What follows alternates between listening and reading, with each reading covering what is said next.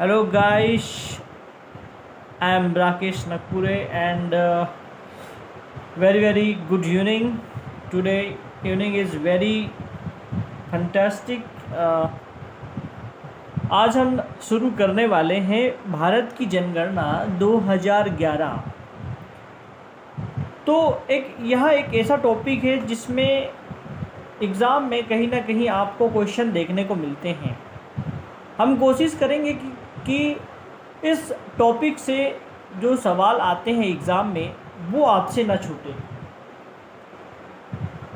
तो चलिए कुछ बातें जो है आपसे हम अपने माध्यम से शुरू करेंगे। तो प्रमुख बिंदु पर चर्चा करते हैं कि जो भारत की जनगणना 2011 में हुई उसमें महत्वपूर्ण क्या बातें हैं। जैसे भारतीय संविधान में लिखा गया है कि आर्टिकल 246 में जनगणना कराने का जो उत्तरदायित्व है वो केंद्र सरकार को है। राज्य सरकार इसमें इंटरफेयर नहीं कर सकती। जैसा कि आप देखेंगे आर्टिकल 246 में कहा गया है जनगणना कराने का जो उत्तरदायित्व है वो केंद्र सरकार के पास है।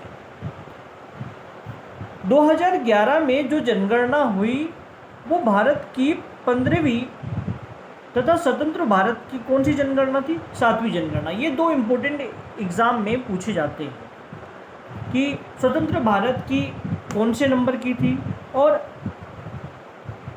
2011 की जनगणना अभी तक जब 1881 के बाद नियमित रूप से जो जनगणना हो रही है वो कौन से नंबर की थी।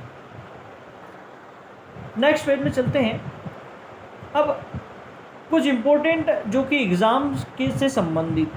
भारत में जनगणना की जो शुरुआत है 1872 में लॉर्ड मेयो के शासनकाल में हुई।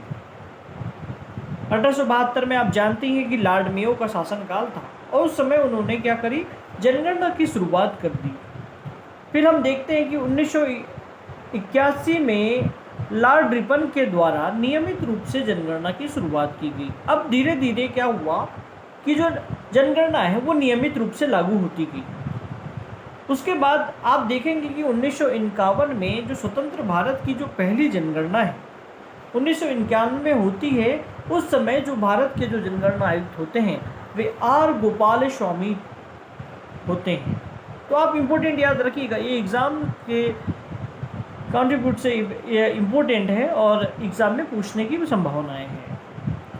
अब एक क्वेश्चन ये बनता है कि 1921 का जो समय था उस समय में जनसंख्या का महाविभाजन वर्ष कहा जाता है।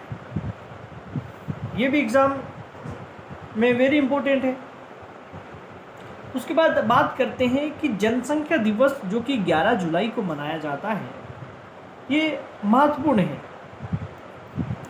और उसके बाद आप वर्तमान की बात कर लेते हैं। तो वर्तमान में जो भारत के जो जनगणना आयुक्त है वो कौन है?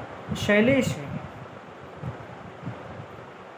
तो यह चैप्टर एक छोटा सा चैप्टर था जो कि पहली बार YouTube में ये चैनल में डाल रहा हूँ और थोड़ी नर्वस तो है अंदर से।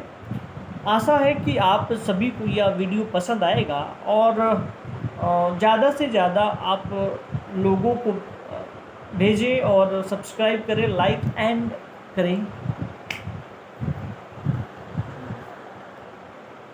धन्यवाद।